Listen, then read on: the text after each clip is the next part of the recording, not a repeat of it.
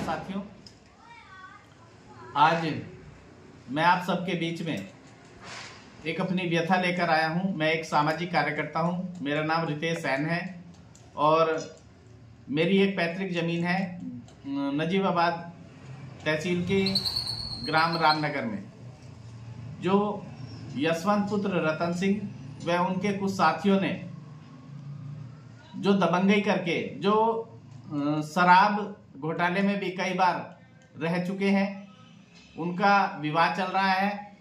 कुछ लोग जबरन वहां दबंगई करके लोगों की जमीन पर कब्जा कर रहे हैं। इसी तरह से हमारी पैतृक जमीन जो हमारे चाचा जी के नाम पर और हमारे पिताजी के पैतृक संपत्ति है, सभी लोग गांववासी उसमें हमारा साथ दे रहे हैं। जो सत्य है वो उसका साथ दे रहे हैं, लेकिन कुछ दबंग नेता अपने आप को बताते हैं और उनका लगातार विवादों में रहते हैं वो लोग, लेकिन फिर भी वो मानने को तैयार नहीं है।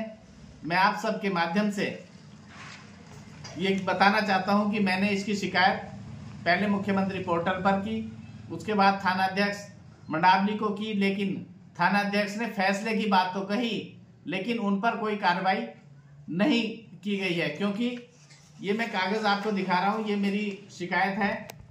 शिकायत एसपी साहब के लिए थी, लेकिन मैं जो शिकायत है बाद में पहले मैंने थानाध्यक्ष को दी, उसके बाद मैंने सीओ नजीबाबाद को भी अवगत कराया, लेकिन उस पर कोई रिजल्ट ना आता हुआ देख मैं बिजनौर एसपी साहब के लिए लेकर गया, लेकिन किसी कारणवश मैं एसपी साहब के पास नहीं पहुंच पाया।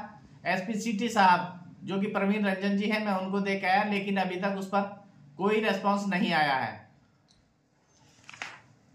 ये मेरी मंडावली की जो रसीद है ये उन्होंने दी है मुझे, इस पर भी कोई अभी तक कोई रेस्पॉन्स नहीं आया है।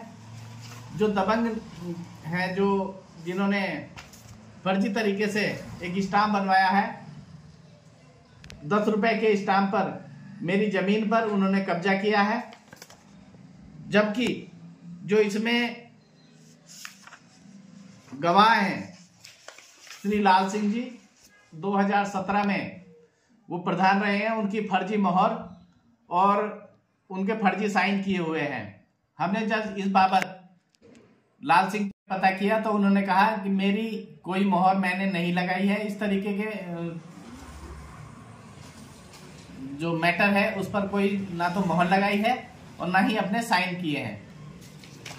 इससे प्रतीत होता है कि वो लोग जबरदस्ती हमारी जमीन को कब्जा करना चाह रहे हैं। ये मुख्यमंत्री पोर्टल पर मैंने शिकायत की थी, इसका अभी तक कोई रेस्पॉन्स नहीं आया है, बल्कि उन्होंने उल्टा मेरे ऊपर ही 107 116 की रिपोर्ट दर्ज की है, जो अमित दरोगा जी हैं।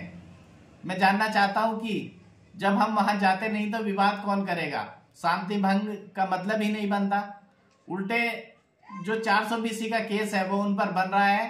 हमने जब उन्हें सारे कागज दिखाए थानाध्यक्ष मंडावली को, तो उन्होंने कोई भी संज्ञान नहीं लिया और हम पर दबाव